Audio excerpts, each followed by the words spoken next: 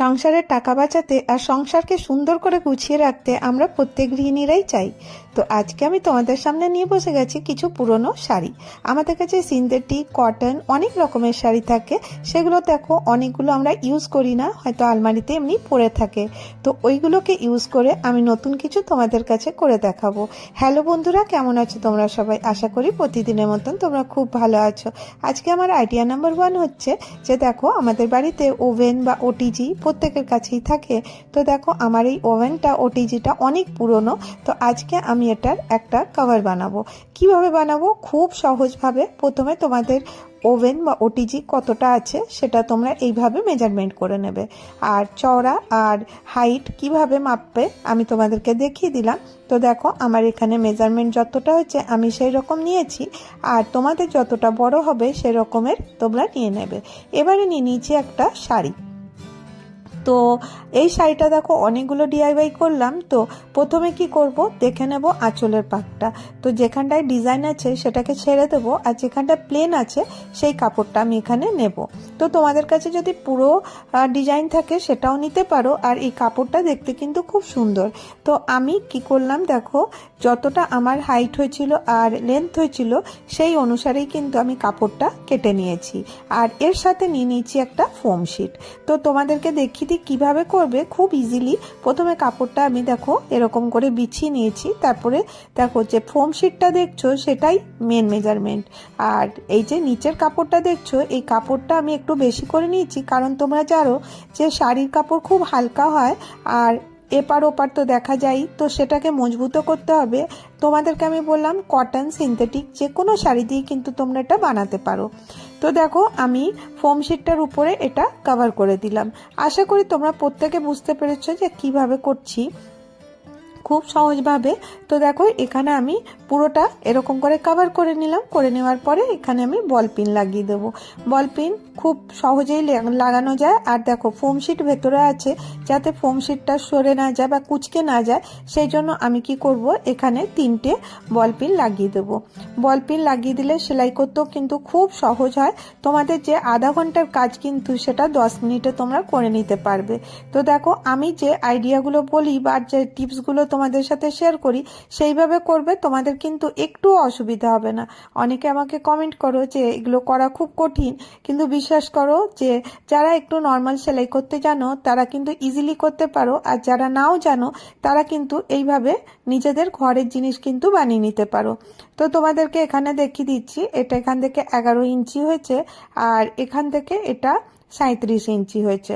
তো দেখো এটা আমি পুরোটা দেখিয়ে দিলাম কতটা হয়েছে। তোমাদের যতটা হবে তোমরা সেই হিসাবে কিন্তু নেবে, তাই জন্য আমি মেজারমেন্টটা দেখালাম না। এবারে সেই কাপড়ের থেকেই আমি 2টো পিস নিয়ে নিয়েছি। কেন বলো তো, এটা ডিজাইনওয়ালা পিসটা আর নিচেরটা দেখো একদম প্লেন পিসটা, কারণ আমি এই কাপড়টা অনেকটা হালকা, সেই জন্য আমি এটাকে ডবল করব। এখানটা একটু লক্ষ্য করে দেখবে কিভাবে করছি, যে উল্টো দিকটা আছে সেটা কিন্তু আমি উপরের দিকে রাখলাম, আর এই যে এইভাবে দেখো আমি সেলাইটা করে নেব। সোজা দিকটা কিন্তু ভেতরে আছে, 3 পাশটা আমি সেলাই করে নেবো, 1 পাশটা খোলা রাখবো। এবার দেখো আমি যে কাপড়টা নিয়েছিলাম মেন, তার থেকে কিন্তু এদিক আর ওদিকে লেফট আর রাইটে কিন্তু আমি 1-1.5 ইঞ্চি করে জায়গা কিন্তু ছেড়ে দিয়েছি, একটু বড়ই কেটেছি। এবারে আমাকে এটাকে ফোল্ড করতে হবে। কিভাবে ফোল্ড করব, একটু অপরের উপর রাখবো, আর এই যেখানে আঙুল দিয়ে দেখালাম সেখানটাতে ফোল্ড করে নিয়ে আসবো। তো দেখো আমি ফোল্ড করে নিয়ে চলে এসেছি। এবারে দেখো এটাকে আমি কি করব, সেলাইটা এরকম করে উল্টে দেব। এরকম করে উল্টে দিলে দেখবে এর ফিনিশিং কিন্তু খুব সুন্দর হয়। তো তোমাদেরকে মনেই হবে না যে তোমরা বাড়িতে বানিয়েছো। কোনো জিনিস দেখো যদি সুন্দর করে বানানো যায় তাহলেই কিন্তু দেখতে ভালো লাগবে। তো এবারে দেখো এটা তো হয়ে গেছে। এবারে এটাকে আমি এইভাবে আমি 1/2 ইঞ্চি করে মুড়ে দেব। তো এরকম আমি 2টো পিস রেডি করে নেব। তো দেখো আমি পিসগুলো রেডি করে নিয়ে চলে এসেছি। এবার আমি এটাকে কিভাবে লাগাবো তোমাদেরকে দেখিয়ে দিই। জাস্ট খালি এইভাবে নেব, নিচের থেকে একটু অংশ খোলা রেখে, মানে একটু অংশ ছেড়ে দেবো 2 ইঞ্চি মতন, তারপরে আমি এই কাপড়টা এইভাবে লাগিয়ে দেবো। তো তোমাদেরকে যেখানে যেখানে আঙুল দিয়ে দেখালাম সেই দিকটা সেলাই করে নেবো, উপর দিকটা খালি রাখবে। তো দেখো খুব সহজ, ইজিলি বুঝতে পারলে কি করলাম।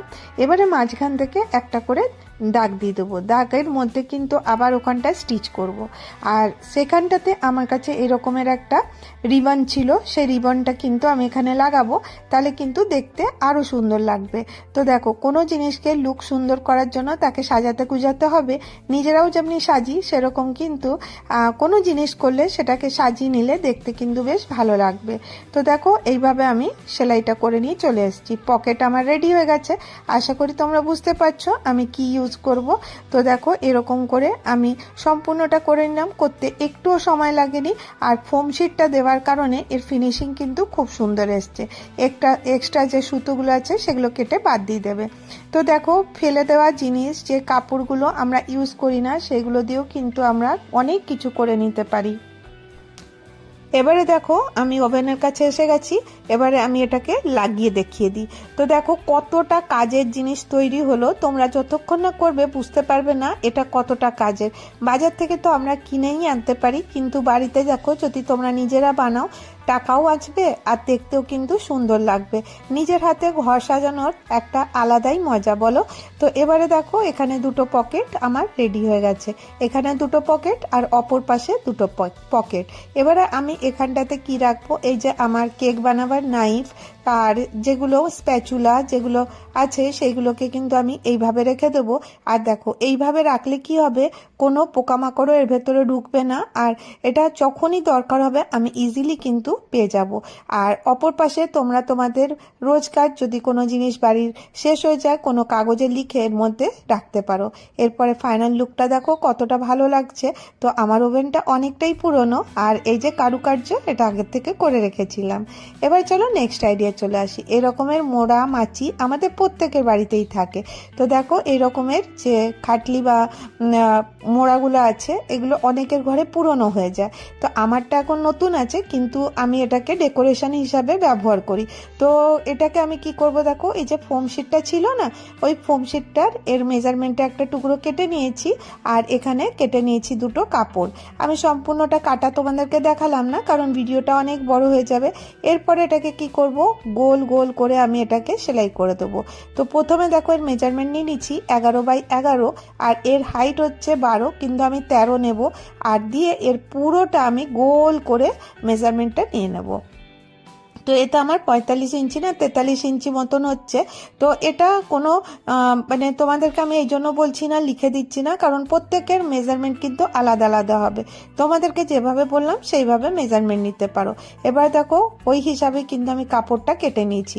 এই কাপড়টা কিন্তু অনেকটা লম্বা, যেখানে 43 ইঞ্চি ছিল সেখানটা আমি যতটা পেরেছি ততটা কাপড়টা কেটে নিয়েছি, যতটা কাপড় ছিল। এবার দেখো, এর মেজারমেন্টটা অনেকটা বড় হয়েছে, কারণ এটা আমাকে যতটাও বড় হোক কোনো অসুবিধা নেই। আর এবারে আমি এটাকে সেলাই করে নিয়ে চলে আসব। তো দেখো আমি কিভাবে সেলাই করেছি তোমরা স্ক্রিনে দেখে বুঝতেই পারছো, যে আমি এই দেখো ফোম শিট আর দুটো কাপড়কে এরকম রেখে গোল গোল করে সেলাই করে নিয়েছি। এবারে দেখো কিভাবে করতে হবে, খুব সহজ। আমি চেষ্টা করি তোমাদের সাথে একদম সহজ সহজ যে আইডিয়াগুলো আছে সেগুলো বেশি শেয়ার করার। তো দেখো, এবারে এক্সট্রা যে কাপড় থাকবে সেগুলোকে কেটে বাদ দিয়ে দেবে। এইভাবে তোমরা যদি করবে দেখবে একটু বড় কাপড় নিলে সুবিধাটা এটাই হবে, যখন আমরা কুইলিং করে নিই তারপরে যখন কাপড় কাটতে হয় সেই কাপড়টা কিন্তু ছোট হয় না। মেন মেজারমেন্ট হচ্ছে ফোম শিটটা। ফোম শিটটা আমি অমনি রেখে দিয়েছি, আর চারপাশের যে এক্সট্রা কাপড়গুলো আমি এক্সট্রা রেখেছিলাম সেগুলোকেই কিন্তু কেটে আমি বাদ দিচ্ছি। তো দেখো, এরকম করে এক্সট্রা কাপড়গুলো কেটে আমি বাদ দিয়ে দেবো। এবারে যে একটা লম্বা পিস তৈরি করেছিলাম, এই লম্বা পিসটা আমার এখানে কাজে লাগবে। আর শাড়ির নিচটা আমি ফোল্ড করলাম না, কারণ ওখানটাতে এমনি শাড়িটা আছে যেখানে ফোল্ড করার দরকার পড়বে না। এবারে উল্টো দিকটা দেখো আমি কিভাবে নিচ্ছি, এইভাবে নিয়ে এই রকম করে তোমাদেরকে যেরকম আমি হাতে দেখাচ্ছি স্ক্রিনে দেখতে পাচ্ছ সেই রকম ভাবে তোমরা ফ্রিল দেওয়া শুরু করবে। ফ্রিলটা সম্পূর্ণ তোমাদের উপরে ডিপেন্ড করছে কত চওড়া বা কত পাতলা, মানে ছোট ছোট ফ্রিল দেবে। যত ফ্রিল দেবে দেখতে কিন্তু অতই ভালো হবে। আমার কাছে যতটা কাপড় ছিল মোটামুটি আমি সম্পূর্ণটাই নিয়ে নিয়েছি। আর তোমাদেরকে আগেই বললাম এর মেজারমেন্টটা 13 ইঞ্চি নিচের থেকে হয়েছে, কিন্তু হাইটটা আমি এখানে যখন সেলাই করব তখন কিন্তু একটু কম হয়ে যাবে, সেই জন্য 12 ইঞ্চি ছিল, আমি কিন্তু 11 11.5 ইঞ্চি ছিল, আমি কিন্তু 13 ইঞ্চি নিয়েছি। কারণ সেলাই কিন্তু 1.5 ইঞ্চি কাপড় মানে কম হয়ে যায়। তো আমি দেখো এটাকে এরকম করে একটু একটু ফ্রিল দেব আর এই মেশিনটাকে এভাবে চালাতে থাকবো। তো খুব সহজেই কিন্তু ফ্রিলটা তোমরা দিয়ে নিতে পারবে। আর এটা কোনো কাটিংয়ের দরকার নেই, কিছুর দরকার নেই, শুধুমাত্র এরকম একটু একটু ছোট ছোট কাপড়ের মানে কাপড়টা নিতে থাকবো আর এরকম করে ফোল্ড করতে থাকবো আর মেশিনটা আমি চালাতে থাকবো। তো খুব সহজেই কিন্তু তোমরা এটা করে নিতে পারো। তো দেখো যখনই এটা টান করবার থাকবে, যে গোল দিকটা মুড়াবার থাকবে, তখন কি করবে, মেশিনের যে পুটটা আছে ওটা উপরে করে নেবে, করে নেওয়ার পরে তারপরে ওটাকে গোল ঘোরাতে থাকবে। ইজিলি কিন্তু এটা গোল ঘুরে সম্পূর্ণটা কমপ্লিট হয়ে যাবে, খালি সাইডের যে জায়গাটা থাকবে সেই জায়গাটাই খালি সেলাই করা হবে না। তো তোমরা কতটা বুঝতে পারছো মেশিনে আমি বলতে পারবো না, আমি দেখাবার চেষ্টা করছি যে কিভাবে আমি ফ্রিলটা দিয়েছি। আশা করব তোমরা প্রত্যেকেই কিন্তু বুঝতে পারছো কিভাবে ফ্রিলটা দেওয়া হয়েছে। খুব সহজভাবেই এরকম করে একটু কাপড় নেবে, তারপর এটা দিতে থাকবে। এটা কিন্তু আমি আন্দাজ মতন দিচ্ছি, আর যদি এক্সট্রা কাপড় থেকে যায় তাহলে পরে ওটা আমি পরে কেটে দেবো। তো দেখো সেলাই কমপ্লিট হয়ে গেছে, আমি নিয়ে চলে এসেছি, গোল করে এটা সেলাই করে দিচ্ছি। তোমরা বিশ্বাস করো এটা দেখতে কিন্তু খুব সুন্দর হয়। এখানে দেখো আমি বললাম যে এই সাইডটা কিন্তু সেলাই করা বাকি থেকে যাবে। তো দেখো একদম পারফেক্ট মেজারমেন্টে করেছি। এবার এখানটাতে আমি সেলাই করে দেবো। এক্সট্রা কাপড়টা চাইলে তোমরা কেটে দিতে পারো, কিন্তু আমি এখানে ফোল্ড করে দেবো, আর এইটুকু কাপড় কাটবো না, ফোল্ড করে দেবো। তো দেখো ফোল্ড করে নিয়ে চলে এসেছি। এবারে দেখো একে আমি সুন্দর করে এই যে যে বলবে মাচিয়াটা, এর কভারটা আমি এখন পরাবো। তো দেখো এক্সট্রা কাপড় আমি কিছু কাটলাম না, এটা একদম সম্পূর্ণ কমপ্লিট হয়ে গেছে। তোমরা ফিনিশিংয়ে চাইলে যা সাইডগুলোতে আলাদা কাপড় জয়েন করতে পারো। এবার দেখো এটা আমার কমপ্লিট। তো এটা আমি কিভাবে ব্যবহার করব, কি কাজে লাগবে, তো দেখো কতটা সফট হয়েছে, দেখতেও কিন্তু বেশ ভালো লাগছে। এবারে চলো আমি এটা কি কাজে লাগাচ্ছি তোমাদেরকে দেখিয়ে দিই। তো দেখো আমরা প্রত্যেকেই চাই যে আমাদের ঘরবাড়ি সুন্দর করে সাজাতে, তার জন্য আমরা দামি দামি জিনিস কিনে আনি। সেইগুলো না করে তোমরা যদি বাড়িতে পড়ে থাকা জিনিস দিয়ে কিন্তু এগুলো অ্যারেঞ্জ করবে, দেখবে তোমাদের দেখতেও ভালো লাগছে আর তোমরা ইজিলি এগুলো করে নিতে পারবে। তো চলো আমি এটাকে আগে ইউজ করে তোমাদেরকে দেখিয়ে দিই। তো দেখো আমি আমার ড্রয়িং রুমে চলে এসেছি। এই যে ছোট্ট বেডটার পাশে একটা জায়গা খালি থাকে, ওখানেই কিন্তু আমি এটা রাখি। তো এবারে একে কাপড় পরিয়ে দিলাম। তো দেখো কাপড় পরাবার পরে একে কতটা সুন্দর লাগছে। আর এতে তোমরা এমনিও বসতেও পারো, সফট হবে, কারণ এখানে আমি ফোম শিট দিয়ে রেখেছি। আর বসার জন্য ইউজ করতে গেলে তোমরা আরও মোটা করে ফোম শিট দিতে পারো। তো দেখো খুব সহজেই আজকে দুটো আইডিয়া তোমাদের সাথে শেয়ার করলাম। কোন আইডিয়াটা তোমাদেরকে সব থেকে ভালো লাগলো আর তোমরা কোথা থেকে আমার ভিডিওটা দেখছো, যদি তোমরা আমাকে একটা কমেন্ট করো তাহলে আমার অনেক ভালো লাগবে। আর আমি প্রতিদিনই চেষ্টা করি তোমাদের জন্য নতুন কিছু ভিডিও নিয়ে আসার জন্য। আমি এখানে নিয়ে নিচ্ছি একটা পুরনো শাড়ি। তো দেখো এই শাড়িটা দেখতে কিন্তু খুব সুন্দর, কিন্তু একদম খারাপ হয়ে গেছে, পরা যাবে না। এবারে আমি একটা কুশন নিয়ে নিচ্ছি। এই কুশনটার মেজারমেন্ট হচ্ছে 13 ইঞ্চি বাই 13 ইঞ্চি। তো তোমাদের কাছে তোমরা ছোট বড় বিভিন্ন সাইজের কুশনের কভার বানাতে পারো। তো আমার কুশনটা খুব ছোটই, সেই জন্য আমি এই নাপেরই বানাচ্ছি। তো দেখো আমি এখানে 4টে টুকরো কাপড় কেটে নিয়েছি। 13 বাই 13 ছিল, আমি এখানে কেটেছি 14 বাই 14, কারণ 1 ইঞ্চি সেলাইয়ের জন্য রেখে দিচ্ছি। নিচে আমি সেই কাপড়েরই লাইলিন ইউজ করব, কারণ এখানে কোনো লাইলিন ইউজ করছি না। আর তোমরা জানোই শাড়ির কাপড়টা খুব হালকা হয়, সেই জন্য ডবল কাপড় করে নেবে, তো তাহলে পরে কিন্তু এর ফিনিশিং খুব সুন্দর হবে। তো এইভাবে দেখো আমি একটা পিস নিয়ে নিচ্ছি, মানে দুটো এখানে অ্যাটাচ করতে হবে, আর এখানে আমি টেপ দিয়ে লাইন টেনে নিচ্ছি। তোমরা স্কেল দিয়েও এই লাইনটা টেনে নিতে পারো সোজা সোজা ভাবে। তো দেখো একদম সুন্দর করে লাইনটা টেনে নিয়েছি। এবারে কি করতে হবে, এবারে এটাকে একদম একটুখানি ধরবো, ধরে এটাকে এক সুত মতন করে সেলাই করব। তো এটা প্রথমের পার্টটা আর পেছনের পার্টটা কিছু করার দরকার নেই। দেখো চারদিকটা সেলাই করে নিয়েছি, এরকম একটা পিস আমি পেয়ে গেছি। এখানেও দেখো দুটোকে অ্যাটাচ করে মানে পুরো এটা কমপ্লিট করে নিয়েছি। এবারে কি করতে হবে, এই যে তোমাদেরকে মেশিনে দেখিয়ে দিচ্ছি কতটুকু নিতে হবে, একদম সামান্য একটু, যাতে এক সুত মতন, যাতে খালি মেশিনের ছুঁচটা যেন এর মধ্যে চলতে পারে। একদম পাতলা করে নিয়ে আমি এখানটাতে সেলাই করে নেবো। এইভাবে দেখো একদম সুন্দর করে আস্তে আস্তে করে সেলাই করে নিতে হবে। আর যেরকম দাগটা আমি ড্র করেছি তার উপরে উপরেই করার চেষ্টা করতে হবে, তার থেকে যেন বেরিয়ে না যায়। এইভাবে করে নেওয়ার পরে ক্রস করতে হবে, অপোজিট সাইডটাও কিন্তু ওইভাবেই ধরবো, একদম পাতলা করে ধরে এরকম করে সেলাই করে নেব। তো দেখবে একটা ডিজাইন মতন হয়ে যাবে।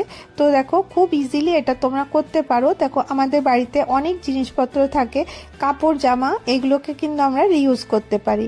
এবারে আমি একটা গোল্ডেন কালারের বোতাম নিয়ে নিয়েছি, এবারে সুতো এখানে ইউজ করব। ঠিক মাঝখানটাতে আমি এই ছোট্ট বোতামটা লাগিয়ে দেবো। তো এখানে আমি সুতো ইউজ করব, হাত দিয়ে লাগাবো, এটা কিন্তু কোনো মেশিনে ইউজ করা যাবে না। তো এইভাবে দেখো আমি সুন্দর করে বোতামটা লাগিয়ে দিচ্ছি, এর মধ্যে হোল থাকে, এটাকে দুটোকে এইভাবে করে এরকম করে সেলাইটা করে নেব। আর এটা বানানো এতটা সহজ, তোমরা কিন্তু আগেই বললাম বিভিন্ন সাইজের বানাতে পারো। একসাথে কিন্তু 5-6টা কুশন ইজিলি তোমরা ছোট বড় সাইজের একটা শাড়ি দিয়ে করে নিতে পারবে। তো দেখো আমাদের পুরনো শাড়ি অনেক কাজে লাগে। আর এবারে দেখো এই দুটো পার্ট তো রেডি হয়ে গেল, এবারে আমি এটাকে কি করব, তো চলো তোমাদেরকে দেখিয়ে দিই। কারণ এই কুশন কভারটা আজকে আমি যেটা তোমাদের সাথে শেয়ার করছি, এটাতে আমি জিপ লাগাবো। তো আমি তোমাদের সাথে বিভিন্নভাবে জিপ লাগানো শেয়ার করেছি, তো আজকেরটা একটু অন্যরকম করে করছি, কারণ সকলকে সব রকমের জানা দরকার, যেটা তোমাদের ভালো লাগবে সেটা তোমরা করবে। এবারে দেখো আমি এবারে ফোল্ড করে নিলাম কাপড়টা, মাঝ বরাবর মোটামুটি ফোল্ড করে নিয়েছি। এবার এখানটাতে এটা কেটে নেব। আজকের জিপটা আমি এখানে অ্যাটাচ করব। তো দুটো পিস দেখো এখানে জয়েন্ট করা আছে। আর তোমরা বিশ্বাস করো এর ফিনিশিংটা এতটা সুন্দর লাগবে, তোমরা হওয়ার পরেই দেখতে পাবে। এবারে দেখো আমি একটা ঠিক সেই মেজারমেন্টেরই একটা জিপ নিয়ে নিয়েছি। জিপটা আমি এইভাবে এর মুখটা খুলে এর মধ্যে রানারটা ইনসার্ট করব, কারণ দেখো এইভাবে যদি করি খুব ইজিলি ঢুকে যাবে। আর এক্সট্রা যে কাপড়গুলো থাকবে সেগুলোকে কেটে কিন্তু সরিয়ে দেবে, নাহলে জিপ লাগাতে খুব প্রবলেম হবে। এই রানারটা লাগানো খুবই সোজা, জাস্ট খালি এরকম করে দুটো হোলের মধ্যে ঢুকিয়ে দিতে হবে আর টান মারতে হবে দুটো তারকে নিয়ে। দুটো তার আমি খুলে রেখেছিলাম, তো দেখো আমি টান মারবো, এই দেখো একদম সুন্দর করে আমার জিপটা লেগে গেছে। আর এবারে এখানে আমাকে জিপটা অ্যাটাচ করতে হবে। তো দেখো আমি একদম ঠিক মাপেরই জিপটা নিয়েছি, নিয়ে এটাকে সোজা দিকটা ভেতরের দিকে দিয়ে দেবো, আর উল্টো দিকটা যেন উপরের দিকে থাকে। এবারে এইভাবে রেখে এখানে সোজা করে সেলাই করব। আমি আঙুল দিয়ে যেখানে দেখালাম সেখানটাতে সোজা করে সেলাই করে নেব। এবারে ওটাকে উল্টে অপর পাশটাও অ্যাড করব। প্রথমে এইটা করে নিয়ে চলে এসেছি, দেখো সেলাইটা কমপ্লিট হয়ে গেছে। এবারে অপোজিট পার্টটাকে দেখো এরকম করে রেখে এর উপরে অপোজিট ভাবে সেলাই করে দেবো। তো তাহলে পরে এটা কিন্তু জিপটা খুব সহজে লেগে যেতে পারবে। তোমরা দেখো আমাদের মনে হয় জিপ লাগানো কত কঠিন না, কিন্তু একদম ইজিলি তোমরা লাগাতে পারবে। আর এর ফিনিশিংও কিন্তু দুর্দান্ত হয়। এবারে এটা একে উপরের উপর রেখে চারদিকটা ফোল্ড করে দেবো, তো আমার কুশন কভার রেডি হয়ে যাবে। আর এখানে দেখো এক্সট্রা যে কাপড় থাকবে অবশ্যই ওগুলোকে কেটে দিতে হবে, নাহলে ভেতরে কি জড়ো হয়ে থাকবে, ফিনিশিংটা ভালো আসবে না।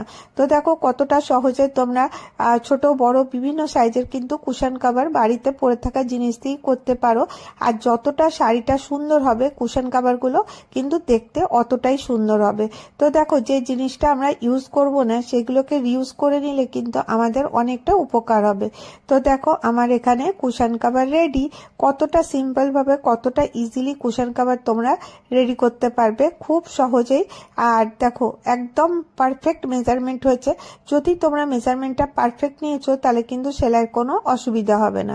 যাই হোক এটা আমার কমপ্লিট হয়ে গেল। এবার চলো নেক্সট আইডিয়াতে চলো।